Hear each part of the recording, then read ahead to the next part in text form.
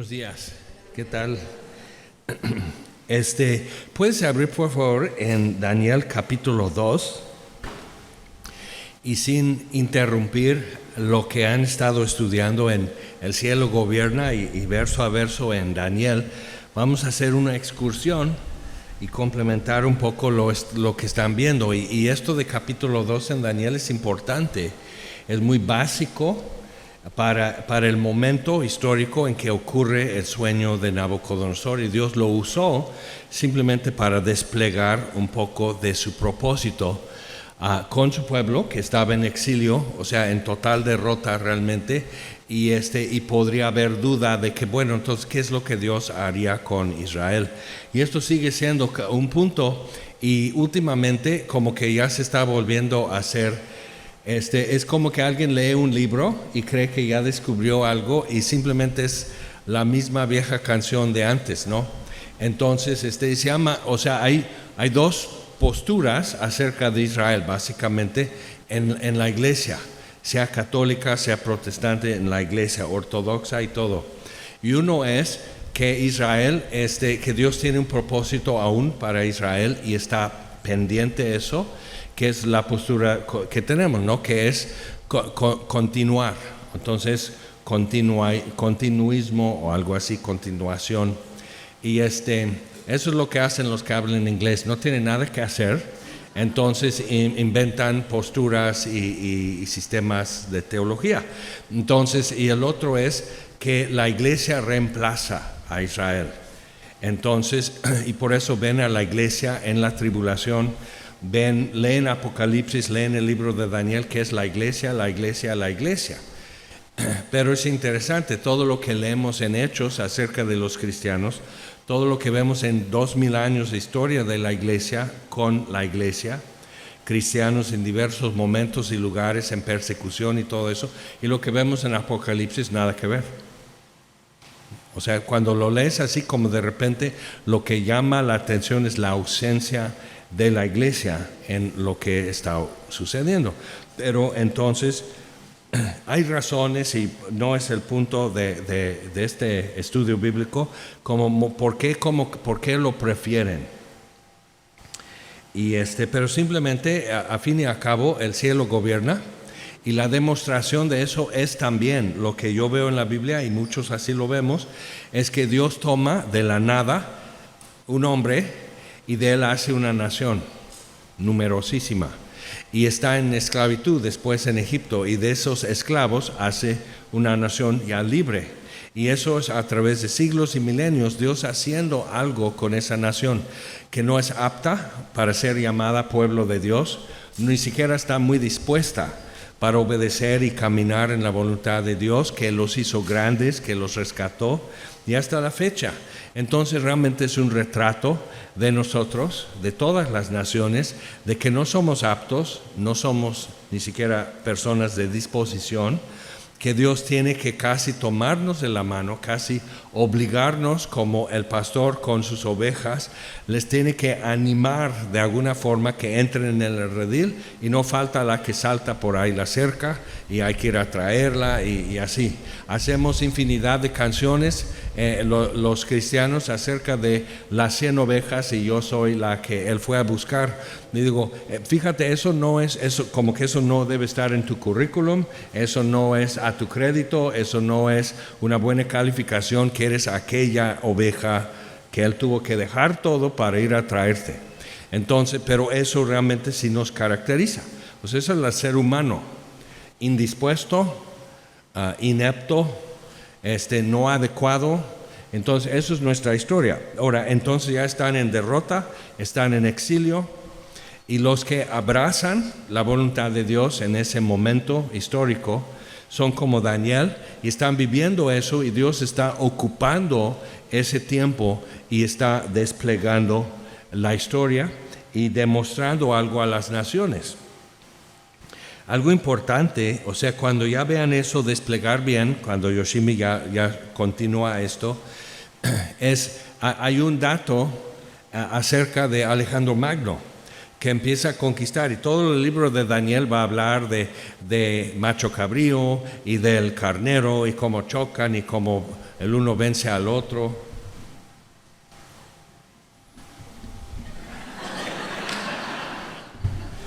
Entonces, o sea, es cómo sucede todo eso y cómo un imperio derrota a otro y es cómo va progresando. Es muy aparte, es una visión que tiene Daniel, mientras lo que interpreta aquí en Daniel es el sueño de Nabucodonosor. Y básicamente narra lo mismo que va a suceder, pero cuando le explican a Daniel lo que él vio, entonces hay más detalle. Entonces, cuando Alejandro Magno, cuando es el hijo de Felipe de Macedonia y muere su papá, y entonces ahora soy rey, un joven realmente, rey de Macedonia, y empieza a asegurar su reino y ¡pum!, y crece. Entonces la forma de asegurar que un reino adversarial no te ataque es ve de una vez y conquístalo. Y lo va haciendo y conquista hasta Persia.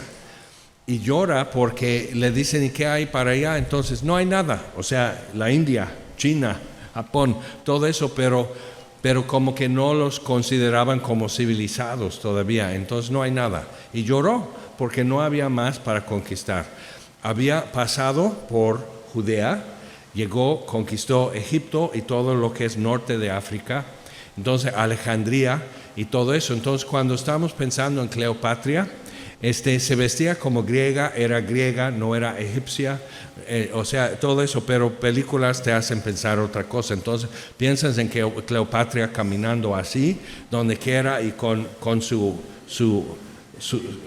corona, o sea, sería más bien áspid y todo eso, o sea, como que wow.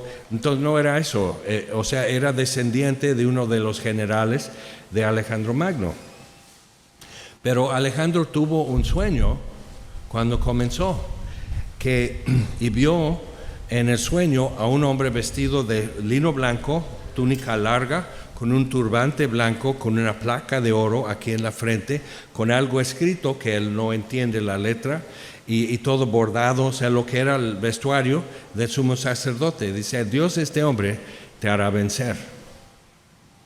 Entonces él va conquistando, entonces va bajando así de Siria, llega, o sea, Samaria, Damasco, esos no hay nada, entonces llega a Judea. Ahora Dios, porque entonces los judíos están así, esto está fuerte, y ¿qué hacemos, no? Entonces, y Dios le muestra al sumo sacerdote de aquel entonces, que se vista y que todos los levitas con él en su vestimenta sagrada del templo, lino blanco y todo eso, con sus trompetas de cuerno de carnero y todo eso, entonces que reciban a Alejandro Magno. Entonces había un puente del templo, de la puerta oriental al monte de los Olivos, entonces ahí lo están esperando. Entonces llega Alejandro con sus tropas y la ciudad está abierta y para recibirlo, no celebrando, pero simplemente así. Entonces, y Alejandro no era como un hombre muy estratégico y muy como sutil, o sea, llega a Gordium y tenían un nudo que era muy famoso que nadie podía como encontrar cómo deshacer ese nudo, que es tan enredado y tan complicado y todo eso. Y él, o sea, ya conquistó, entonces, ¿y esto qué es? O sea, ya le están mostrando qué es lo que ahora le pertenece. Ese es el nudo y que nadie lo puede desenredar, saca su espada y así, ya en pedazos. No muy culto, pero pues ya quedó el problema resuelto. Entonces Alejandro Magno, ¿no? Entonces, no tanto cruel, sino es Alejandro, es como es. Entonces llega él y desmonta de su caballo y se hinca delante del sumo sacerdote, porque ve lo que él soñó. Y entonces el sumo sacerdote le dice a Alejandro Magno, le muestra el libro de Daniel. Todo esto está escrito de ti. Todo al pie de la letra lo vas haciendo y vas a hacer esto y esto y esto. Y entonces Alejandro dio libertad a Jerusalén y Judea, que ellos siguieran sirviendo a su Dios. O sea, no les obligó a helenizar, o sea, hacerse como griegos y dejar esto, o sea, servir así como otros pueblos, les dejó libertad. Fue Antíoco que profanó el templo, hizo todo eso en tiempo de los macabeos. Es un dato. Pero cuando ves eso y vas leyendo en el libro de Daniel, por eso los que criticaban, teólogos, o sea, no ateos, teólogos estaban criticando el libro de Daniel, que no puede ser que esto haya sido escrito de antemano, porque es tan exacto, tan detalladamente, va todo y va diciendo todo. Entonces no puede ser. Y me acuerdo, hablando con un guía, amigo en Israel, estaba hablando de que, bueno, nosotros sabemos que esto realmente tiene millones de años y todo eso, y así, y evolución, y bla, bla, bla. O sea, él así, aunque es súper evangelizado, pastores han hablado con él, es muy lindo, es muy amable y todo, pero maneja, como todos, maneja en su mente esta verdad y esta verdad. Están en conflicto, pero los mantiene como cada uno en su topper aparte, entonces no pasa el sabor de uno a otro ni el olor. Entonces así, y le dije, mira, nomás piensa en eso, que si Dios puede, si es infinito, Dios eterno, y Él puede decir, sea la luz, y la luz fue.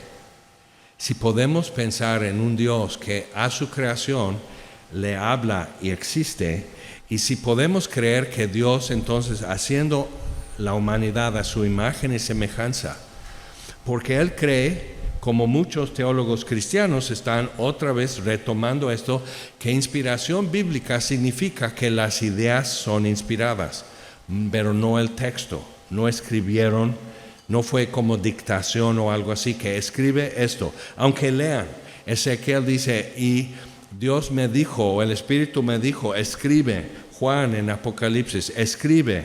Entonces escribe exactamente lo siguiente. Entonces, no, sino las ideas son inspiradas. Y por eso se equivocaron mucho, porque en su época creían que la tierra era plana. No hay evidencia en la Biblia que en algún momento hayan creído que la tierra era plana. Simplemente alguien, un ateo, lo dijo. Y los cristianos dicen, ¿por qué es científico? Oh, gran científico, así. Es una equivocación. La Biblia no menciona ni habla como si fuera eso. Dice, no, pues las 4 esquinas. Eso no es lo que dice la Biblia. Dice los 4 vientos. Y simplemente lo que está dando son los puntos cardenales, norte, sur, oriente, poniente. O sea, está dando eso. Eso es porque nosotros, aunque la Tierra es una esfera, operamos, manejamos como si la Tierra fuera plana. Como aquí en Mérida, que está todo plano de mar a mar en la península, y todavía dicen, mira el monte. Tiene 30 centímetros más que aquí donde estoy parado, entonces es monte. Entonces, es porque el hombre se usa, o sea, yo soy mi punto de referencia, o sea, yo soy mi punto fijo para decir que es arriba, que es abajo, que es para allá, que es para acá. Así hablamos, no hay otra forma que el ser humano pueda hablar acerca de su entorno y hablar acerca de sí mismo. Entonces, realmente con eso, pero gente que uno no, serás muy científico, pero no sabes leer. Okay. Entonces, y eso sucede, ¿no? Y lo vimos en la pandemia. Expertos por todos lados, y por fin alguien dice, pues yo no sé, yo sigo caminando aquí en mi fraccionamiento, tomando aire, tomando sol, y no me enfermé. No, pero es porque, o sea, tiene que ser porque los expertos.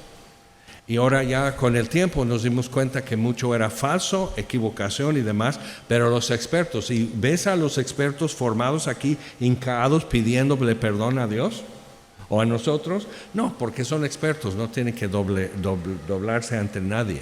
Entonces es el mundo, y tenemos esto con Nabucodonosor, pues es el rey. Él no tiene que agachar la cabeza delante de nadie, es el emperador de Babilonia. Y no es un reino, es ya un imperio, o sea, ya domina sobre reinos. Entonces, rey de reyes, como el emperador de Roma, es rey de reyes. Y no tenía eso Roma hasta un poco antes que naciera Jesús. cuando César Augusto mandó hacer un censo, porque él recién ya era el emperador.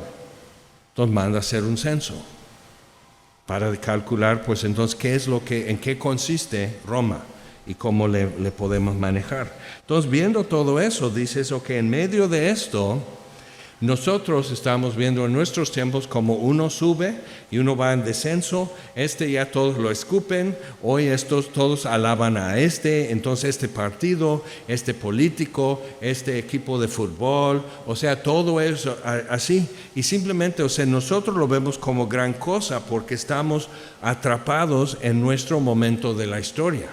Pero cuando leemos la Biblia, ya no estás atrapado en tu momento que tú vives. Ya no eres nada más un habitante de Yucatán. Ya podemos decir, no, pues realmente soy habitante del cielo. Entonces tengo otra perspectiva y otro punto de vista.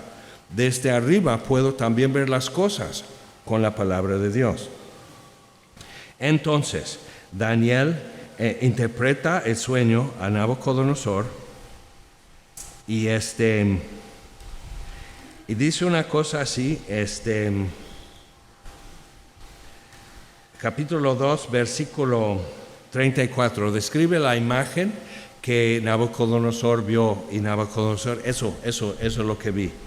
Entonces, versículo 34, estabas mirando hasta que una piedra fue cortada, no con mano, e hirió a la imagen en sus pies de hierro y de barro cocido, y entonces Yoshimi ya va a poder explicar esto mucho más, es muy detallada históricamente y proféticamente. Y los desmenuzó. Entonces fueron desmenuzados también el hierro, el barro cocido, el bronce, la plata y el oro. O sea, desde los pies para arriba se empieza a fracturar todo esto y desmenuzar. Y fueron como tamo de las eras del verano, como hoja seca que el viento lleva así. ¿Qué es lo que dice en el Salmo 1? No así los malos, no así el impío, que es como tamo que arrebata el viento, sino, o sea, el que medita en la ley de Jehová es como árbol plantado junto a ríos de agua, no así los malos. Entonces es importante ver eso, que en fin, toda esa grandeza y majestad y poderío y gloria y riqueza, todo el dominio, no solo militar o político, económico, sino cultural. Entonces en México tenemos eso, que las quinceañeras, que eso es francés. O sea, en un tiempecito bien corto, Maximiliano vino y ya dominó todo así en México, ya quinceañeras y su vestidote, así, y su parasol y todo eso así. Entonces sus 15 años. ¿Quién está sacando a su hija a casarse a los 15 años? No, pues es que... O sea, porque los franceses, porque Maximiliano y Carlota, ¿qué onda? Estaba loca. Pero entonces que los franceses y Napoleón y todo eso es una cultura dominante. ¿Y? Entonces, cochinita pibil, ¿no? O sea, tenemos que comer baguette. Pan francés. Entonces sí tenemos que ver como que por qué nos dejamos charolear tan fácilmente por lo que es un momento en la historia. Y lo que Dios quiso que Nabucodonosor viera es que aunque él es la cabeza de oro, es un momento en la historia. Pero para Nabucodonosor es toda mi vida. Entonces eso parece largo y grande para él y abarca mucho, pero en la historia humana es un momento. Y así los brazos y lo de plata y lo de bronce y lo de hierro y todo, ese es un momento en la historia. Y entonces, mas la piedra que hirió la imagen fue hecha un gran monte que llenó toda la tierra. Este es el sueño, también la interpretación de él diremos en presencia del rey. Ahora, pero lo que yo quiero hacer es ver esto del misterio de la iniquidad y el misterio de la piedad. Entonces vamos por favor primero a Tesalonicenses, ya en el Nuevo Testamento, y Pablo menciona algo. Es importante ver eso con los tesalonicenses, ¿no? El tema, que era prioridad, porque Pablo estuvo 3 días de reposo en Tesalónica y ya lo querían matar o algo, entonces sale 3 semanas. Vamos a decir que por mucho un mes, contando los días entre día de reposo, ya se tuvo que ir. Entonces con los judíos, que empezó así en sinagoga en Tesalónica, con los judíos estaba explicando las escrituras del Antiguo Testamento. Era la doctrina de los apóstoles, enseñaban desde el Antiguo Testamento. Y dices, ay no, es muy difícil. Y trastornaron el mundo entero estudiando algo difícil. Si queremos traducir el mundo entero, vamos a tener que tomar todo el consejo de Dios a unas partes que son difíciles. Entonces, segunda a Tesalonicenses, capítulo 2, Pablo está hablando de la venida de Jesucristo, como que no dio tiempo para que él realmente abarcara bien ese tema, pero lo tenía como tema. Entonces, en los momentos históricos que parecen largos para nosotros, pero eran breves momentos históricos de la iglesia, en 2000 años, han habido momentos que como que la iglesia ignora o deja o hasta repudia las cosas acerca de la venida del Señor. Y se nota que ya han cambiado las prioridades de la iglesia, o sea, en qué está poniendo su atención, de qué está hablando, y eso determina la personalidad de la iglesia en el mundo en ese momento de la historia. Y lo que existe es que en diferentes momentos lo que pasa, como que empiezan a ver esto nuevamente, dicen, el Señor está cerca. Y los apóstoles vivían y enseñaban que la venida de Cristo estaba cerca.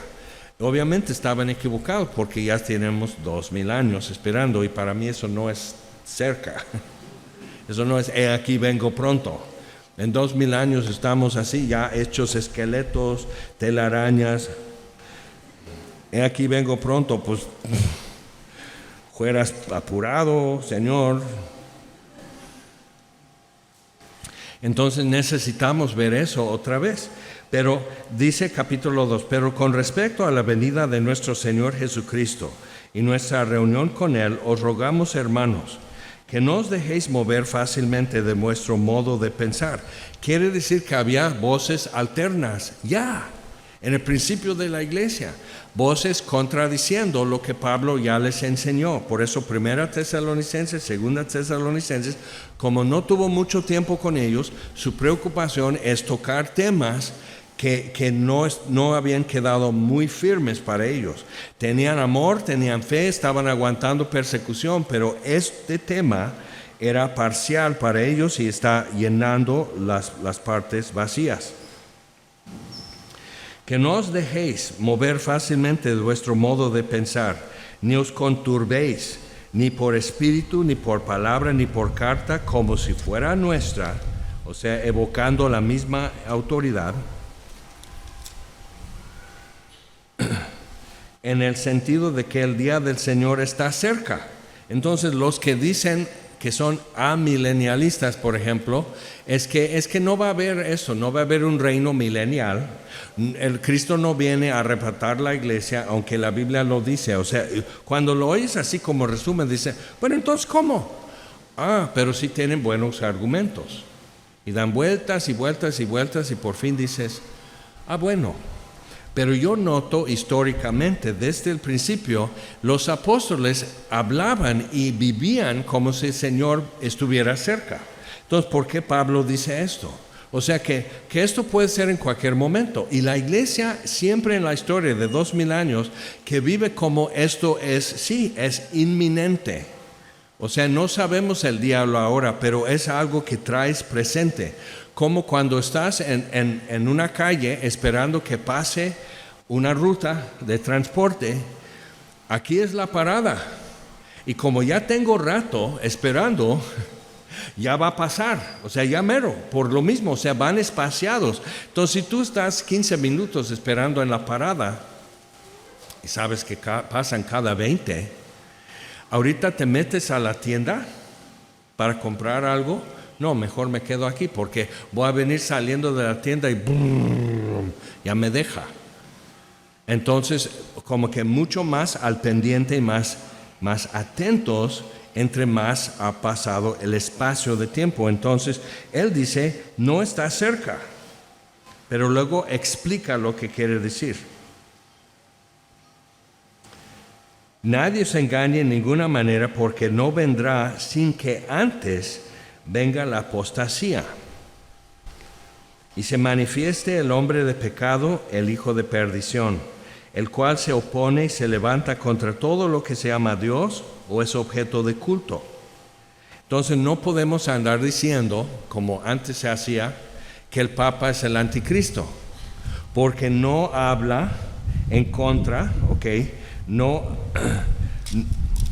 no de lo que se llama Dios o es objeto de culto. Si acaso el problema es que hay demasiado objeto de culto, entonces no puede ser, pero nos da indicaciones. Y tanto que se sienta en el templo de Dios como Dios. Bueno, el templo, cuando escribe a los tesalonicenses, aún existía. En nuestros tiempos ya no existe. Entonces, en ese lapso, desde la Iglesia Católica en adelante, empezaban a decir, la Iglesia es Israel. Entonces, y ver todo esto que habla de Israel en algún momento de los profetas, que pues esto es la Iglesia. Y lo que sucede entonces, ves a la Iglesia en persecución de la tribulación, ves a la Iglesia con poder militar, ves a la Iglesia con poder político y económico, porque son profecías acerca del reino para Israel. Entonces, y actúa de acuerdo con eso. Y tenemos lo mismo otra vez, la Iglesia metiéndose en política, la Iglesia queriendo ser un poder económico, político y hasta militar. Entonces, cuando vemos eso, tienes que decir, no, pues esa ya la vi. O sea, en la historia de nuestra familia, que es la Iglesia durante 2000 años, podemos decir, esa ya la vi. Y no. Entonces, seguimos. Y haciéndose pasar por Dios. ¿No os acordáis? Entonces, si era tema en 3 semanas que pudo estar con ellos, hablar de esto en algún detalle, si era tema, entonces la Iglesia tiene que hacer eso. Si tengo un año con una iglesia, 30% o 25% del tema. Pensando en eso, ¿no? ¿Cómo va a ser? Cada cosa que hablaba, porque los fundó bien. Estaban fundamentados, estaban firmes los tesalonicenses, pero todo fue rápido y no lo pudo dejar completo, y parte de lo que no pudo dejar completo fue esto.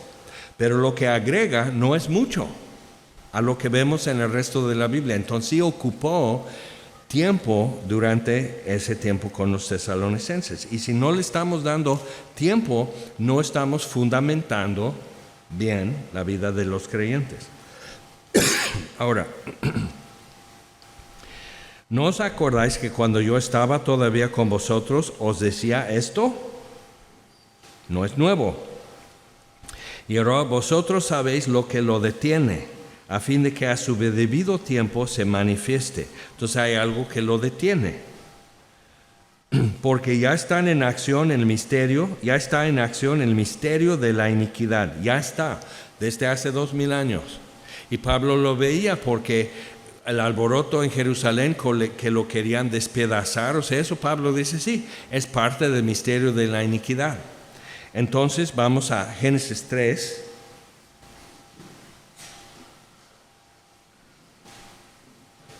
El comienzo del misterio de la iniquidad.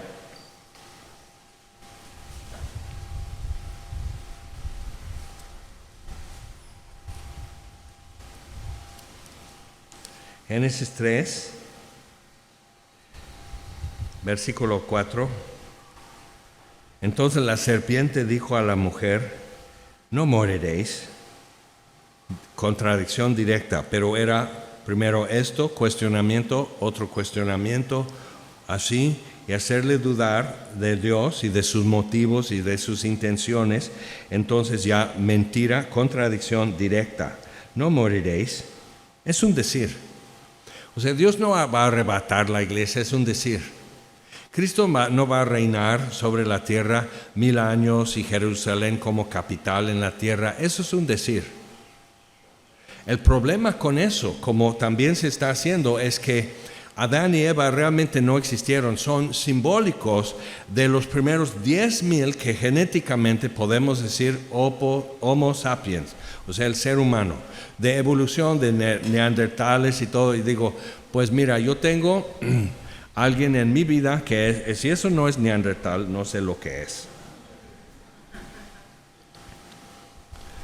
Entonces mi dentista, cuando me sacó las muelas de juicio, dice, ¿eso lo tienen los nórdicos? Digo, ¿los africanos? Y digo, y es herencia de los neandertales, o sea, cavernícolas.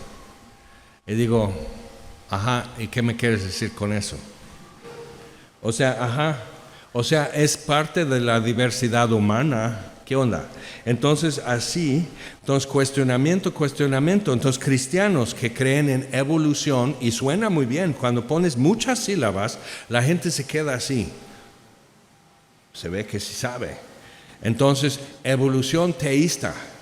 Que evolución, como Darwin lo describe, evolución sí ha ocurrido, pero Dios es el que lo empuja. Dios es el que como que monitorea eso. Hay problemas, nada más así rapidito un dato. La hemoglobina, que es lo que existe en tu flujo sanguíneo, y es lo que permite que oxígeno, ¿okay? Los átomos de oxígeno, y necesitan ser dos, entonces los átomos de oxígeno puedan pegarse a tus glóbulos rojos. O sea, que son los que portan el oxígeno en tu sangre. Pero el oxígeno en sí, para organismos anaeróbicos, como bacterias, como una infección intestinal o gripal o algo así, son bacterias que no necesitan oxígeno para vivir y para replicarse, un virus. El problema es qué es lo que haces cuando te cortas, con qué limpian esto. Pues agua y jabón, ¿Y cómo lo desinfectan? Agua oxigenada. Porque alcohol no es bactericida, es bacteristático. Simplemente el alcohol hace que la bacteria no puede multiplicarse.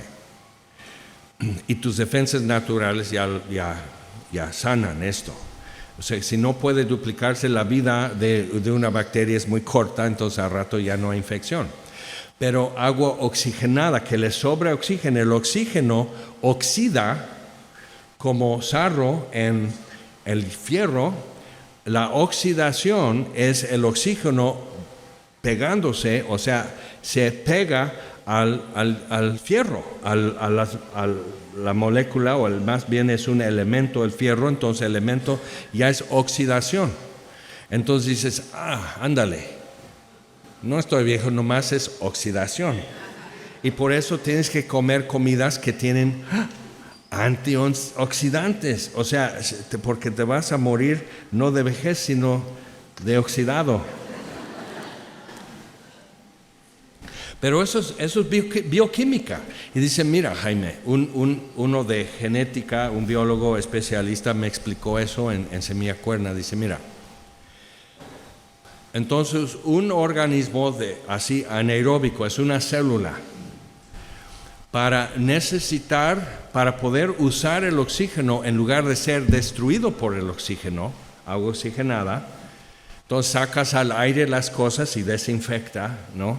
Entonces, para no ser destruido por el oxígeno, tendría que saber portar el oxígeno. O sea, ¿dónde pasa un organismo, un microorganismo, una bacteria, de que el oxígeno lo destruye a que el oxígeno ya lo nutre?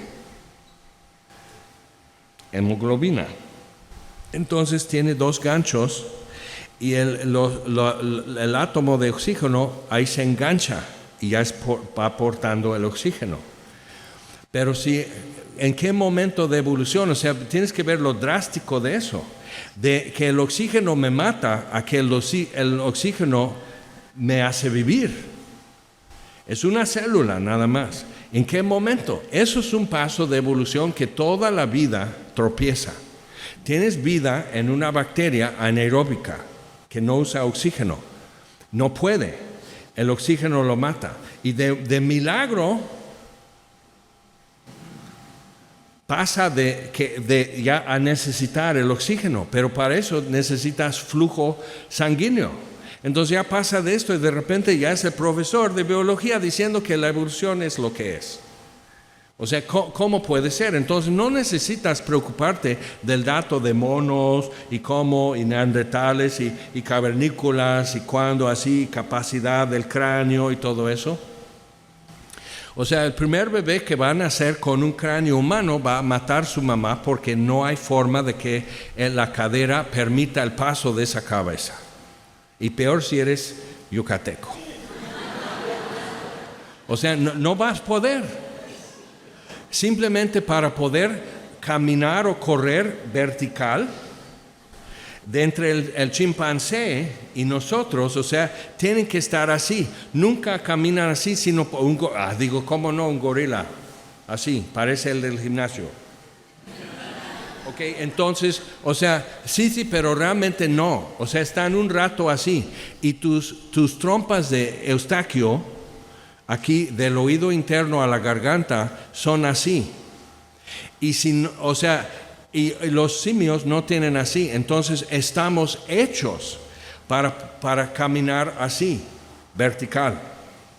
Y el sistema de vértigo y equilibrio y todo del oído interno. Entonces, para desarrollar eso ya tenían que necesitarlo, y para necesitarlo ya tenían que poder caminar así. El problema es que para poder caminar así necesitas el antivértigo. O sea, no, estás esperando tu paquete de Amazon y no llega. Entonces son milagro tras milagro en evolución teísta. ¿Por qué te cuesta creer que Dios simplemente diga, sea la luz? Produzca al mar todo tipo de pez. Que Dios haya formado del polvo de la tierra a Adán. ¿Por qué te cuesta eso? Y no pero no te cuesta, crees nada más en un milagro que es el nacimiento virginal. Pero el evolucionista tiene que creer en millones de nacimientos virginales. Es simplemente un mono dio a luz, o una mona, dio a luz a un ser humano. Pero como la vida que le va a dar a este pobre niño, no lo va a poder sobrevivir, porque no puede masticar la comida de los chimpancés. Y no puede, obviamente, pero Tarzán es una película. Un bebé humano no puede sobrevivir eso. Entonces, ¿cómo puede hacer esto? Así no es. Entonces, es difícil para nosotros porque no estuvimos ahí, y entonces se nos hace más fácil decir, érase una vez una bacteria. Y Dios dijo que la bacteria ahora respire. Y como no pusimos atención en la materia de biología, decimos, ya está respirando.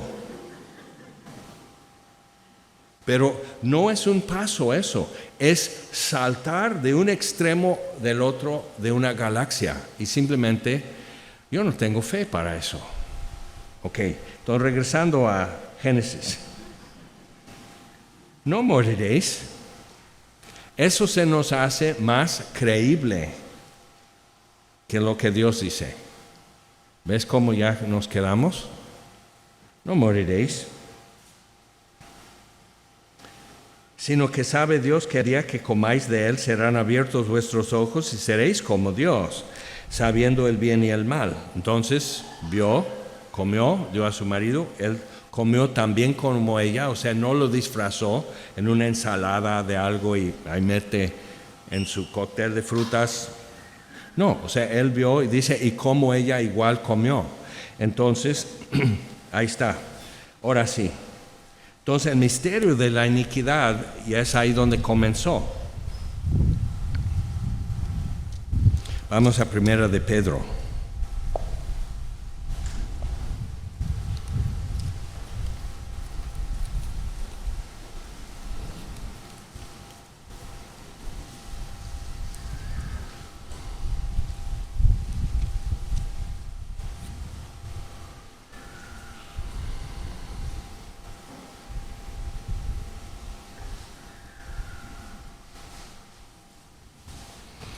Ok, primero de Pedro, capítulo 1,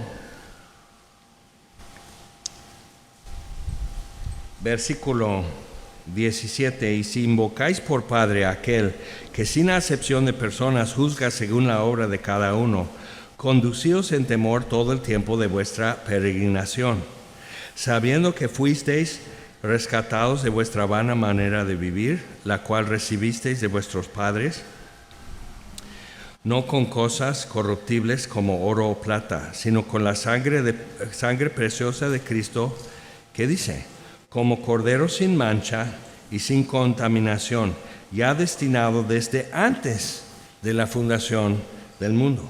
Entonces, información que no traía la serpiente es que Dios ya tenía el misterio de la piedad en acción, porque el Cordero ya era destinado desde antes de la fundación del mundo. Entonces el misterio de la piedad, que luego Pablo dice, si lo hubieran entendido, los príncipes de este mundo no habrían crucificado al Señor de la gloria. No lo entendieron.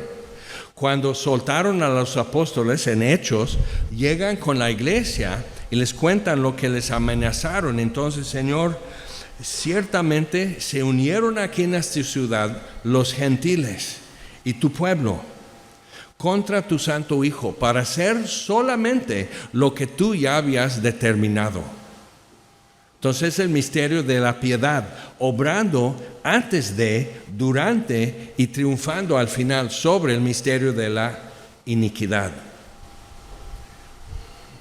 Entonces hay algo que detiene eso, que no avance el misterio de la piedad. Pero vemos cómo da empujones, como viene pisando talones así. Y el misterio de la iniquidad, así queriendo como tinieblas, queriendo caos, desorden, perdición, confusión, desesperación. O sea, y vemos como que de repente empuja. Pero Dios también está caminando y a tiempo está y no ha perdido un paso, no ha trazado un minuto del misterio de la piedad. Entonces lo vemos cuando Herodes manda a matar a los niños después de nacer Jesús. El misterio de la iniquidad. Pero el misterio de la piedad ya estaba en operación. O sea, era inconcebible para el diablo que Dios se hiciera un mono como nosotros. O sea, Satanás, así puro espíritu y pura inteligencia y poder y influencia y poder crear y hacer como un dibujo de un futuro para Eva, que ella dice, sí me veo ahí, sí está bien, lo quiero. Y Adán también, lo quiero, es mejor. Entonces así, ¿cómo pudo él hacer eso con Jesús en la tentación? Si tú eres el Hijo de Dios, di que estas piedras se conviertan en pan. Se engancha de una verdad fuerte, sólida. Si eres Hijo de Dios, entonces haz esto.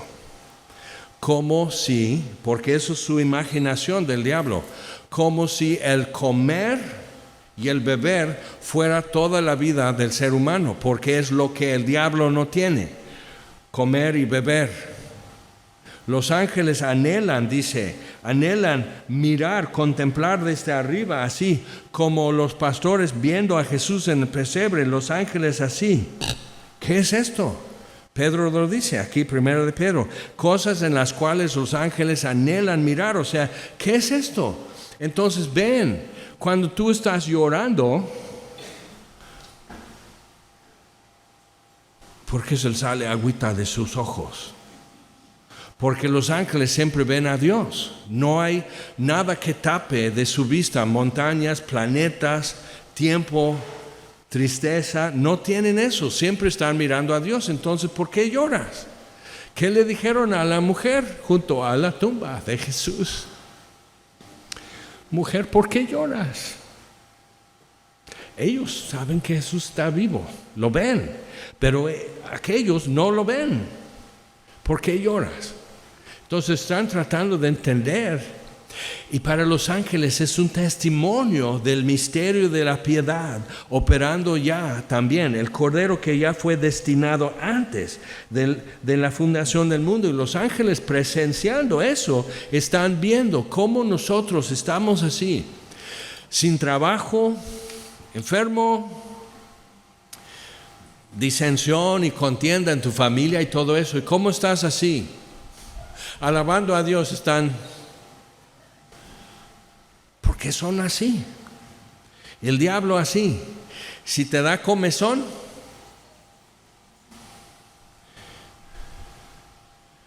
nada más hace un poco de aire y ya tienes algo en los ojos. Te ahogas, tienes que dormir, hueles mal. O sea, todo eso, o sea, es un mono, es un simio, es un animal. ¿Por qué Dios puede coronar un animal de gloria y honor como Adán?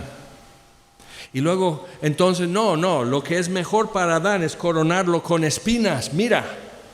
Y si es el hijo del hombre, si es el hijo de Adán, si es el heredero de todo, Jesús de Nazaret, entonces aquí está su cetro. Y vamos a moler su espada con latigazos. Y vamos a burlarnos de él y ponerle un trapo. Y decir, oh rey. Y vamos a hacerle vil y menospreciable. Y no lo logró. Porque cuando leemos y tratamos de imaginar a Jesús levantado en esa cruz, estamos así. Digno. De todo honor, de todo imperio, de toda gloria es digno. Es más, es el único. Y te das cuenta como series como Chosen, está muy bien hecho, pero fíjense, todo el énfasis es en hacer Jesús como nosotros. El misterio de la piedad es que Dios toma estos animales, mamíferos. O sea, el hombre tiene chichis. ¿Para qué? Es que en la diferenciación, así, en la concepción, o sea, va así, y aunque no se ven y no se desarrollen, pero ya está mapeado eso, antes de diferenciar que este va a ser niño, no niña, porque nace de la mujer. Entonces llegamos, y tu perro tiene, tu gato tiene, que no son hembras, pero tienen. ¿Para qué son? Entonces ven estos ángeles caídos que tú no eres más que un perro. Y luego tus amigos en la escuela, perro, porque dejaste salir el balón de la cancha. No lo podemos negar. Sí, somos mamíferos.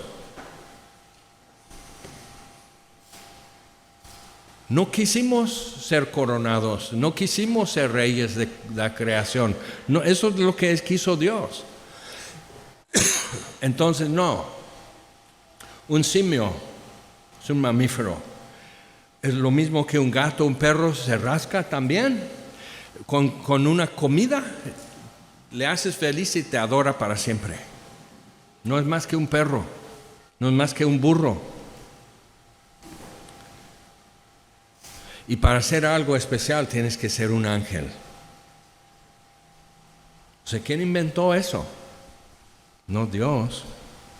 Entonces, la desgracia máxima para Satanás es que aquel verbo fue hecho carne y habitó entre nosotros.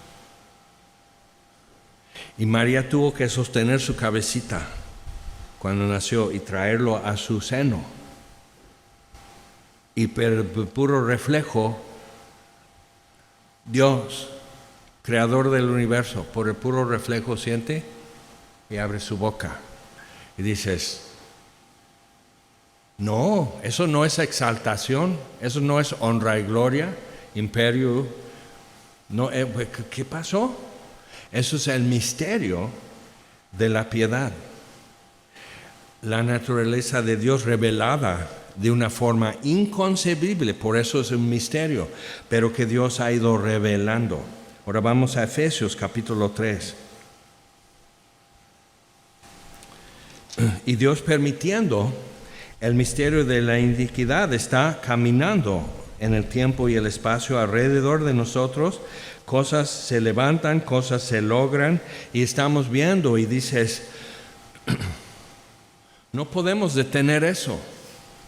No tenemos influencia, no tenemos mucha voz, no podemos parar esto. Y Dios dice, sí es misterioso, ¿verdad? Insoluble, es un enigma, es un misterio. Entonces, Efesios 3, versículo 8, Pablo les comenta o les vuelve a recordar su llamado como apóstol, enviado para hacer ¿qué? Con los gentiles. Dice, a mí, versículo 8, a mí que soy menos que el más pequeño de todos los santos. Y tienes que como hacer un mapa del progreso de Pablo. En Corintios dice, yo soy el más pequeño de los apóstoles, menor. Pero la gracia de Dios me hace quien soy. Bien. Más adelante escribe a los Efesios y dice, yo soy menos que el más pequeño de todos los santos. Y luego ya hacia el final de su vida escribe a Timoteo, dice, yo soy el principal entre los pecadores. Eso es su crecimiento espiritual. Porque entre más vive y conoce a Jesucristo, más ve su gracia. Entonces a mí me fue dada esta gracia de anunciar entre los gentiles el evangelio de las inescrutables riquezas de Cristo y de aclarar a todos cuál sea la dispensación del misterio, o sea, el tiempo que cuando el misterio se acaba y todo es revelación. Escondido desde los siglos en Dios, por eso el misterio de la piedad, o sea, no era como que Dios no estaba diciendo, pues Moisés realmente era muy severo y los mandamientos eran muy pesados y es muy sangriento el sistema de sacrificio, mejor así, o sea, mejor no. Vamos a hacer esto, vamos a hacer algo peace and love y entonces Jesucristo es puro amor y sanar a los enfermos y consolar y dejar que los niños vengan a mí y todo esto. Y sí, las naciones van a responder mejor a eso que a la ley. Y no, crucificaron a Jesús y mataron a los apóstoles como mataban a los profetas. Y misioneros y cristianos de todo tipo durante 2000 años. No ha sido fácil y no ha sido bonito ser el primero que dice entre su pueblo, Jesucristo es Señor. Entonces no es mejor, pero es la revelación de lo que Dios ya traía, el cordero que fue destinado para morir, y eso fue destinado antes de la fundación del mundo. Entonces Dios ya pensaba, el ser humano, si le das la opción, porque no es Dios, no va a escoger automáticamente a Dios si le das la opción. Ahora, el delfín tiene que ser delfín. El camello tiene que ser camello, es su naturaleza, pero la naturaleza humana es la imagen y semejanza de Dios y puede escoger el bien o no escoger el bien, como Dios. Entonces, ¿te has pensado que si tú vas a ser como santificado, que la santificación no es nada más porque ya no fumas, ya no tomas, ya no dices groserías? Un poco envidioso, pero ahí la voy llevando. O sea, eso no es lo que hace santo a Dios porque no es envidioso. ¿A quién va a envidiar? Es absurdo. Entonces, ¿qué es lo que le hace santo a Dios? Él escoge ser Dios. El delfín no escoge, como que no ratifica el diseño de Dios. Soy delfín por la gracia de Dios. Es delfín porque Dios lo hizo delfín. Eso no es gracia, es diseño. Y nosotros tenemos un diseño, pero tenemos la gracia, regalo, de poder escoger y decir, soy lo que soy por la gracia de Dios. Voy a vivir y elegir todo el día y todos los días de mi vida seguir eligiendo a Cristo. Y eso es lo que nos santifica. Escoger lo que Dios escoge. Ok, entonces, Dices, ¿qué? Entonces hay un misterio escondido desde los siglos en Dios que creó todas las cosas para que la multiforme sabiduría de Dios, ahora revelado en Cristo, la última palabra, lo último que Dios tiene que decir después de profetas, Moisés y todo esto de profetas, la última cosa que Dios nos tiene que decir es, este es mi Hijo amado, en quien tengo complacencia, a Él oíd. Eso es todo. Entonces, la multiforme sabiduría de Dios que sea ahora dada a conocer por medio de la iglesia a los principados y potestades que están operando el misterio de iniquidad. Porque así como el diablo quiere que llores, el diablo quiere que te desanimes, el diablo quiere que dejes de creer, el diablo quiere hacerte impaciente, inconforme. Y a cierto grado lo logra, ¿sí o no? Pero en nosotros también, como iglesia, está operando el misterio de la piedad. Y es misterio para el diablo, porque la naturaleza de Dios ya es ajena a él. No puede imaginar que teniendo dos opciones te humilles.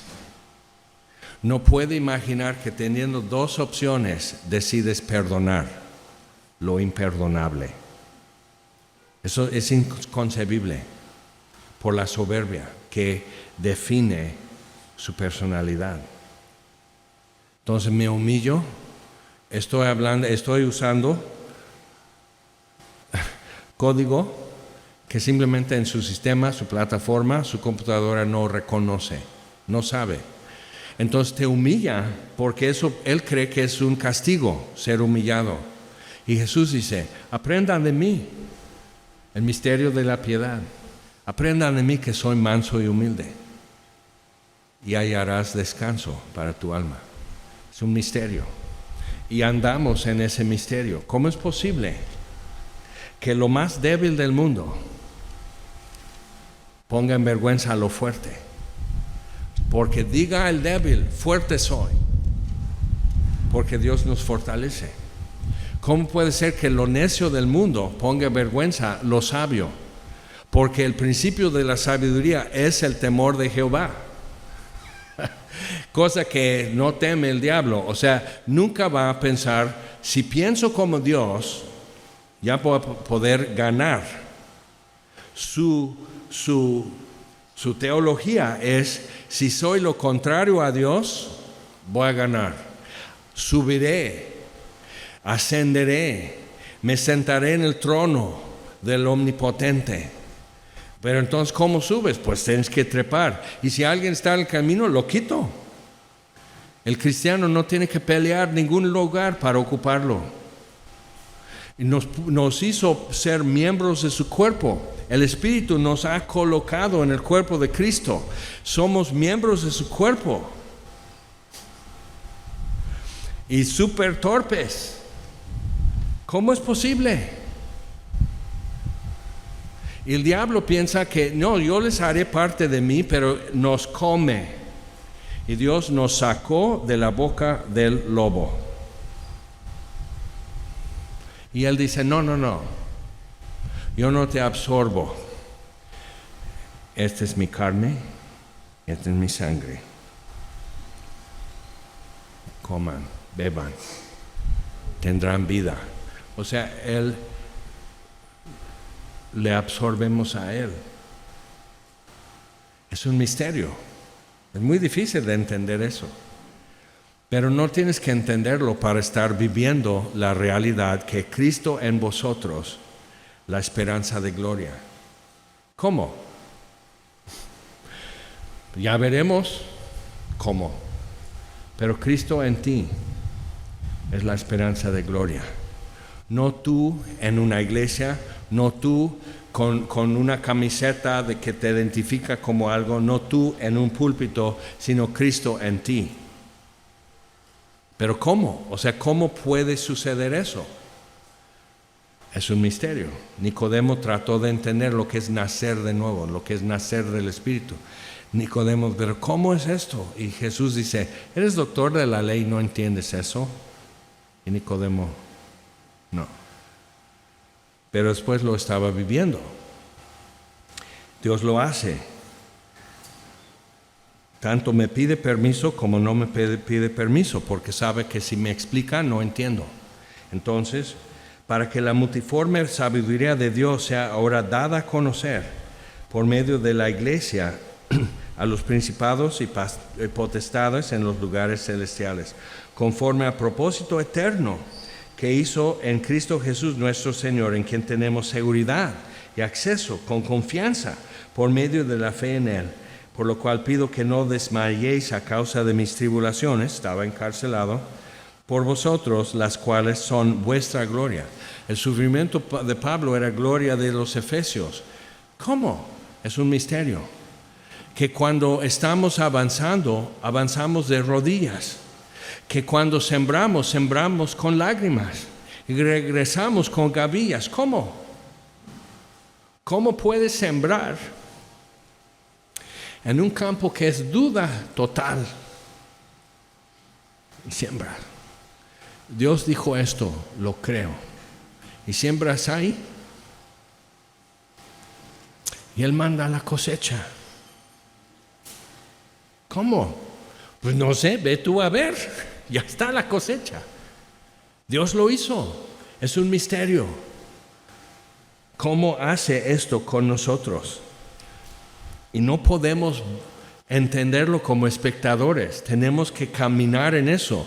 Entonces al rato ya llevamos cicatrices, ya estamos quemados en el sol, ya estamos rayados en este mundo.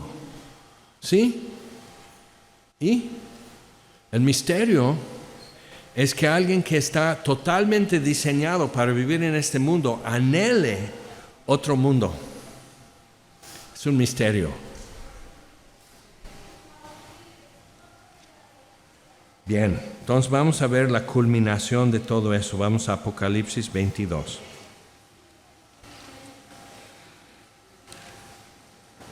Y eso es lo que está andando alrededor de nosotros. Vas a la tienda, vas al súper, vas a tu trabajo, vas a la escuela, llegas a casa, haces de comer, discutes un poco. O sea, todo lo que es nuestro vivir está operando alrededor de nosotros el misterio de la iniquidad. Y Pedro dice en 1 de Pedro 4, dice, y estos se sorprendan de que ustedes no estás corriendo en lo mismo con ellos ya. O sea, ¿qué te pasó? Yo me acuerdo mis amigos en la prepa. No, ya no. ¿Qué te hicieron? ¿Quién? Los cristianos. No conozco. Conocí a 2. No me hicieron nada, no me dieron, pues no, ¿pero qué? Mi mejor amigo, estás loco, ya te volviste fanático. Le hubiera dicho, espérate tantito, no has visto nada. Pero, o sea, no podía dejar de hablar de estas cosas, y luego lo veo en el hecho, no podemos dejar de hablar de lo que hemos visto y oído. Estaban en eso, estaban viviéndolo, caminándolo, no observándolo. Y no lo vas a poder conocer por fuera. Tienes que caminar en esto, tiene que estar en ti, Cristo, la esperanza de gloria. Y tienes que estar comprobando que su palabra es verdad y es palabra viva. Y estás con eso y dices, no sé qué decir. Y Dios te da qué contestar. Y la persona se queda así. ¿Cómo sabes eso? No sé. Soy como tú dices, soy un baboso. No sé. Niños, necios, débiles. Y aún lo que no es nada, Dios lo escogió. Y luego Dios se hizo idiota, débil. Y se burlaron de él. Pues que Dios lo rescate si lo quiere.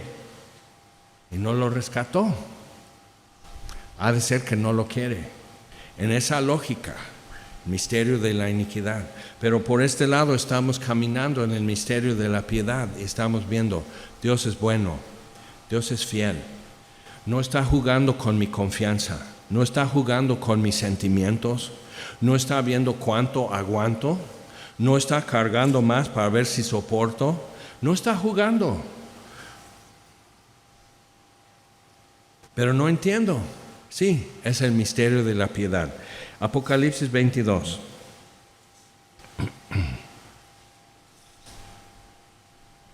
Después me mostró un río limpio de agua de vida, resplandeciente como cristal, que salía del trono de Dios y del Cordero. En medio de la calle de la ciudad, Edén no tenía orden, la Nueva Jerusalén sí. Edén no tenía estructura todavía, la Nueva Jerusalén sí. Pero la Nueva Jerusalén tiene algo que tuvo Edén. En medio de la calle de la ciudad y a uno y otro lado del río estaba el árbol de la vida, que produce 12 frutos, dando cada mes su fruto. ¿Pero cómo, dices? A estas alturas todavía estás preguntando cómo. No sé. Pero Dios que hizo todo lo diverso y todo que todavía estamos tratando de entender, lo que es la creación. Están descubriendo constantemente nuevas especies en cielo, tierra y mar. Nuevas plantas, nuevas víboras, nuevo todo así. Y entonces humillando al hombre en su gran conocimiento, Dios dice, ¿has visto esto en la selva? No, yo sí, yo lo hice. Entonces, y las hojas del árbol eran para la sanidad de las naciones. Si no hubieran comido otro fruto, Adán y Eva, eso era nuestro hasta hoy. ¿Cuánto hemos tenido que sufrir por una decisión? Y no habrá más maldición. No sabemos cómo sería eso. Ya no me duele esto, ya no me duele el otro, ya no necesito lentes, ya no se me olvidan las cosas, ya no me molesta cuando me apuran, ya no me deprimo, mis hormonas están bien, mi cuerpo está bien, mi mente está bien, mi alma, mi espíritu se regocija en Dios, mi Salvador. O sea, ¿cómo sería? En parte entendemos y en parte todavía no. Y el trono de Dios y del Cordero estará en ella, y sus siervos le servirán, y verán su rostro. ¿Cómo será? Verán su rostro. Y como mencioné, como en Chosen, siempre nosotros enfatizamos como Dios es como yo. Pero no podemos imaginar como Dios siendo hombre, en qué sentidos no es como yo. Y momentáneamente los discípulos vieron a Jesús en la transfiguración, fueron momentos. Lo vieron resucitado, pero no como Juan lo está describiendo, y verán su rostro.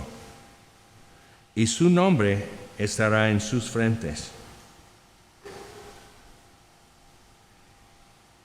Como en la escuela tenemos que poner nuestro nombre en la chamarra, en la camisa, o sea, todo lo que son tus útiles, poner tu nombre. Esto pertenece a, y su nombre estará en sus frentes. Por si dudas, ¿en verdad soy suyo? Porque a veces no sé por qué me tolere, no sé por qué me ame, y su nombre estará en sus frentes. No habrá allí más noche.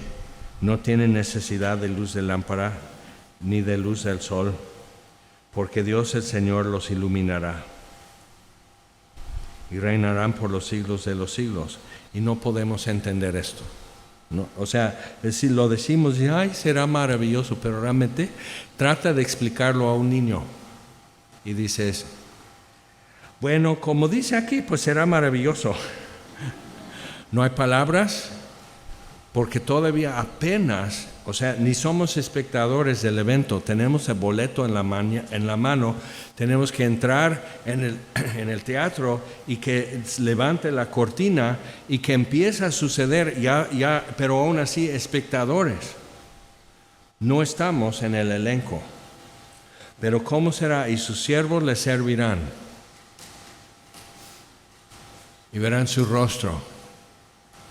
Y llévate eso hoy. Vamos a ponernos en pie, por favor.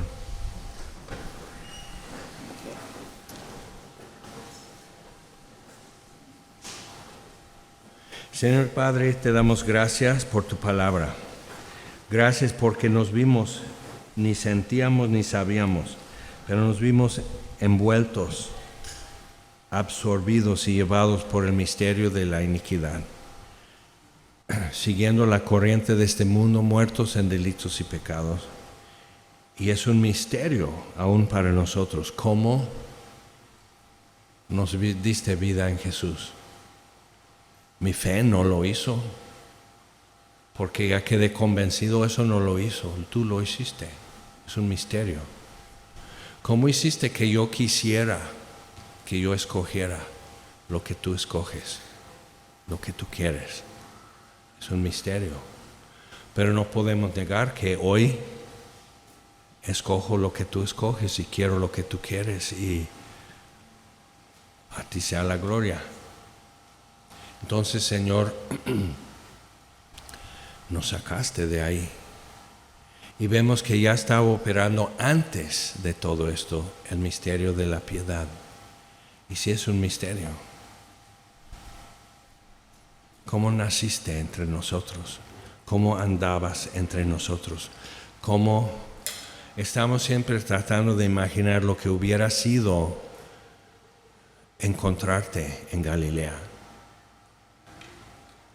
Pero no tiene nada semejante lo que será ver tu rostro hoy, encontrarnos enfrente. Nada que ver. Entonces, por eso, Señor, unimos nuestra voz con millones de ángeles y santos redimidos, porque el Cordero es digno de toda gloria y todo honor, todo imperio, para siempre. Amén.